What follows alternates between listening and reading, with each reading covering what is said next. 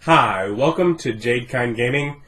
My name is Adam. Today I'm going to be unboxing and taking a look at a couple supplements for adventures in Middle-earth. I did sort of a flip-through review of both of the core rulebooks, looked at the setting, and like I said then, Cubical 7 is not renewing their rights, so the products are going out of print.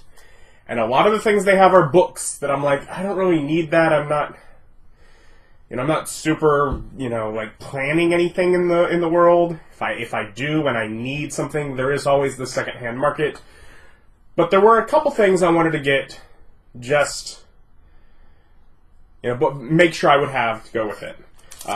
And that is The Road Goes Ever On and On, which is a little supplement as well as a collection of maps. And the Elves of Brookwood and Loremaster's screen, which is DM screen and a little supplement with it. Interestingly, this is one that I looked at with the One Ring at one point, and it came with the screen and the lake,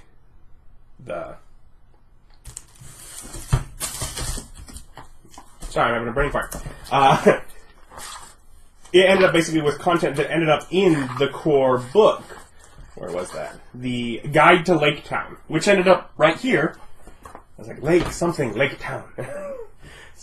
So hard of a word to remember. Town.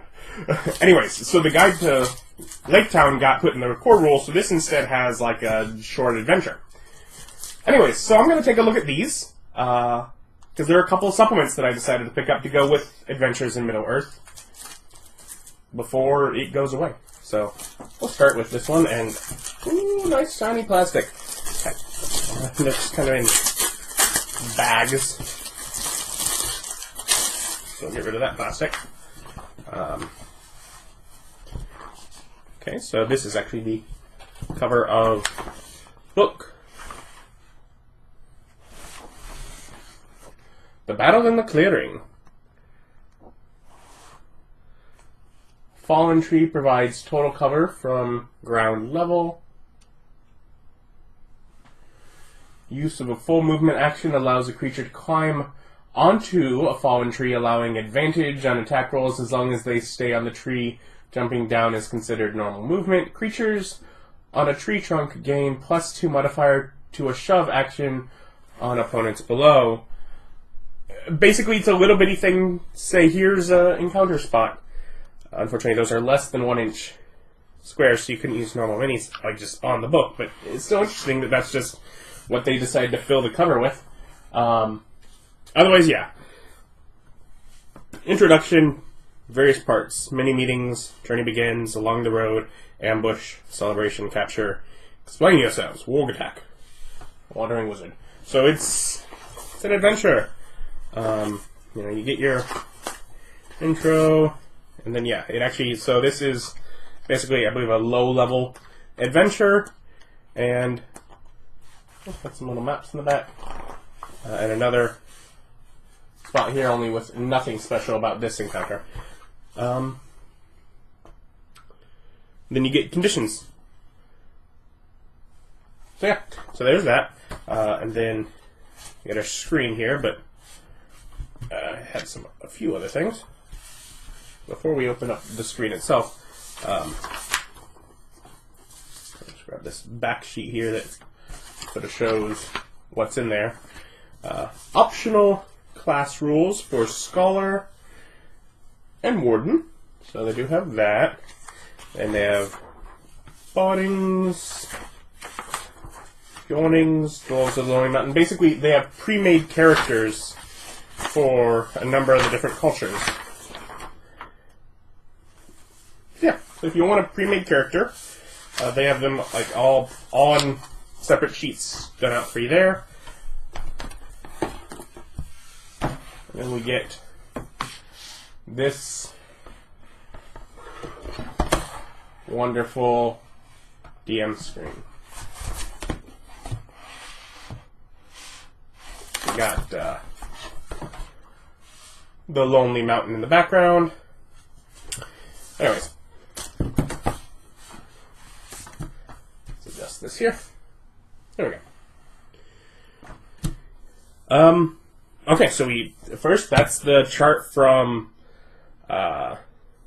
audiences, and so you get the starting attitudes and the shadow weakness degradation. So like the madnesses and things that'll come from succumbing to shadow.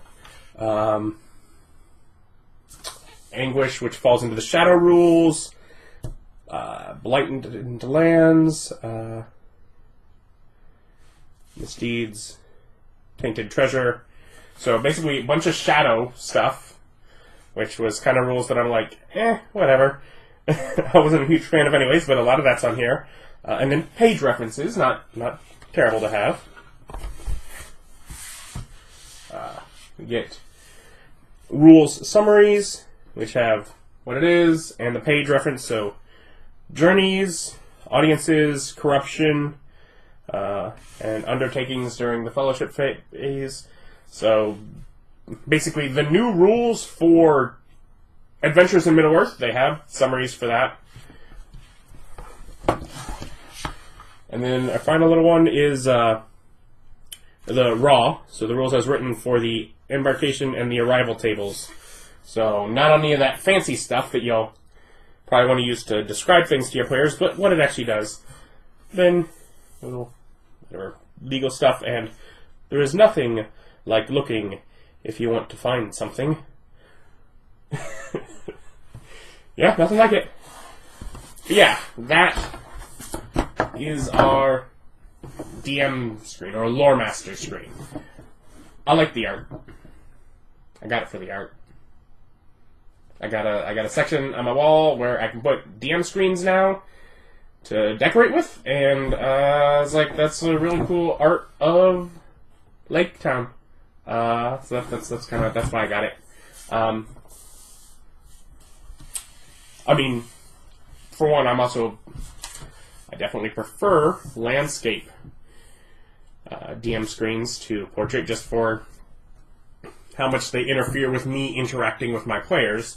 But still, I suppose if I ever did in fact run the game, it might come in use, but really, I got it for the art. And then we also have this. The road goes ever on and on. This one's cool. It is large format maps and a travel supplement for the world's greatest fantasy setting. Again, it's in this kind of bag.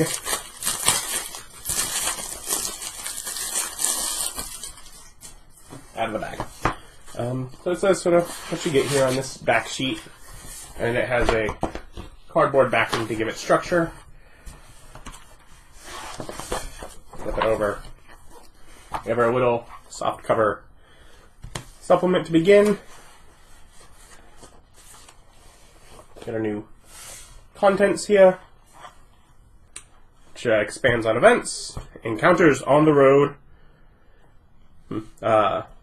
Bones of the Earth. Let's see. First, Chapter 2 presents rules for generating NPC encounters on the fly or ahead of the game. So that's encounters with NPCs on the road. Bones of the Earth, ruins, dangers along the way, pre-made enemy troops, battle maps, avoiding battle, wonders of Middle-earth. Says sights seen along the way and expanded ideas for the Wonders of Middle-earth journey event. So expanding on one of the journeys, which is good, since otherwise I'm sure they're repetitive.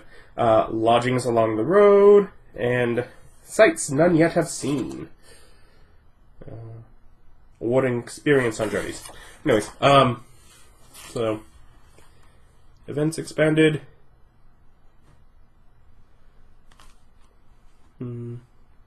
Okay, things like D12 animals or plants, an obstacle, agents of the enemy, hunt, counters on the road, time of day, weather, culture chart, motivation chart. So basically roll charts for NPCs.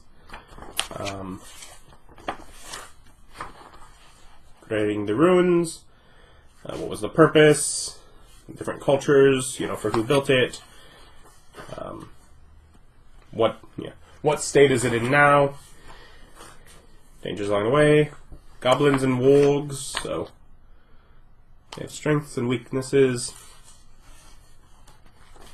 So yeah, basically creating, spider colonies and such. Here we get those encounter areas, which kind of have the little description, kind of like the front page of that the other book. So there's a couple of those. It goes on avoiding battle, vistas, unusual thickets, hollow trees, just the wonders of Middle-earth. Lodgings like poor farmstead or rich farmstead, roadside inn, places to stay, sights yet unseen, experience. Yeah. So that is definitely the minor part of what this is. This is just a few travel rules. This is what you got it. This is what I got it for. Was these, even aside from the game. Okay.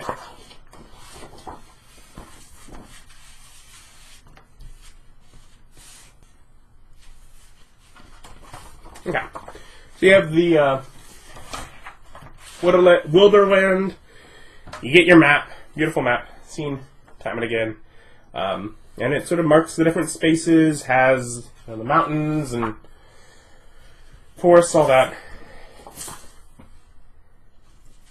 And, okay, I get it. They're going to be different front and back so that the players can have one while the DM has one for the same area. And then on the other side, you have the DM's map for Rohan and Gondor. So this has all the different colors for the different difficulty of traveling through areas, marks the different lands, Yeah, so you get this, but yeah, so that. What's this one? Alright, I'm going to grab this one next, because this is going to be now that same map that Rohan and Gondor in the players, like the PC's version. So, like, you could hand the PCs this map, and you have this one as the Loremaster. Like, ultimately, I'm just like, these are beautiful maps, I want them. Even aside from the game, like, these player maps, I'm like, I want them. I'm sorry, I'm just looking at the map. Wow. Let's see. How well I know things. Pretty poorly, I know. Let's see here. What is that? The Argonath. So that would be the Argonath, the giant statues.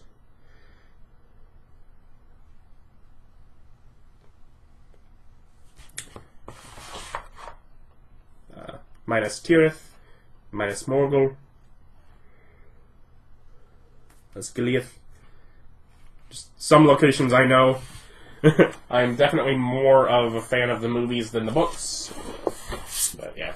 And then, again, Wilderland. The other side of that other map was the player's map for this. This one, now you flip it over and you got the Loremaster's map with all, again, the difficulty and stuff, that whole area marked out on this. You get Dale, Long Lake.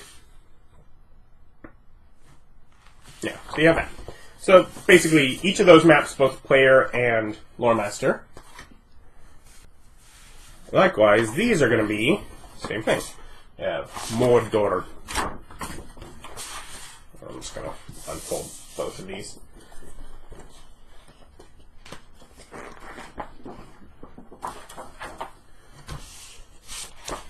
So you have our Mordor map.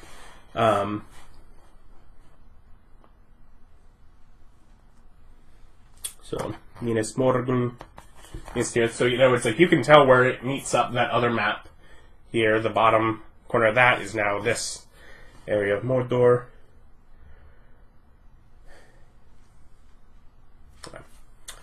And then you grab your Loremasters, which obviously you can tell. In addition to not only having the difficulties, they actually have the hexes, which allows you to count out how many hexes are they traveling through when they say, we follow this road. Because that's kind of the idea. Like, during the journey phase, like, the players, they look at this map and they're like, well, we're going to follow this road through here, and we're going to turn here and try and cut up this way. Like, they're going to make that decision, and then you, as a Loremaster, are going to go 1, 2, 3, 4. Like, you're going to count the distance on your map. That's the concept behind it. So you're going to figure out how far they're actually going, what difficulty it is to travel through those areas. Yeah, so you have your Loremaster's map too, and the final region is Outer Door. So, let's see. What you put? Okay. So, the Shire, Breeland, and then the surrounding areas.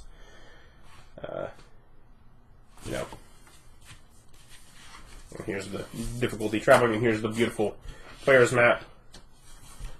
Which is going to have, like, Hobbiton, and the Brandywine Bridge, Bree, Weathertop, Rivendell, the Mountain Pass, the Misty Mountains, Moria. So, yeah, so you have your other map. So, it's 4 different maps. Each one presented both beautiful, it's just a map. Like, you could frame this. Like, my brain says, man, I wish these had rolled up in a tube so there wasn't the creases, but this is better as a player aid than that, but because they're not, rolled. And they're like a thick paper, too. And then you also have your Loremaster's one that allows you to do calculations. And each one is a different front and back, so you could have one while the players have the other. And yeah, so it's very nice. But yeah, so that is beautiful. That I love. And yeah, I'm looking at the couple of things I got as the, like, these are the add-on products that I had to have for the, in addition to the core rules, I'm like, I had to have these things, and I'm looking at both of them, I'm like, I liked how they looked. I wanted the pretty, Loremaster's screen, because I love the art for that. And then I wanted the maps, because they're beautiful maps. But they're cool. And again, going out of print. If you want it, get it while you can, otherwise you're, best of luck with the secondhand market. If I can find them anywhere online right now, I'll link down below. Otherwise, thank you for watching. Like, comment, subscribe, all that fun YouTube stuff. And have a good day.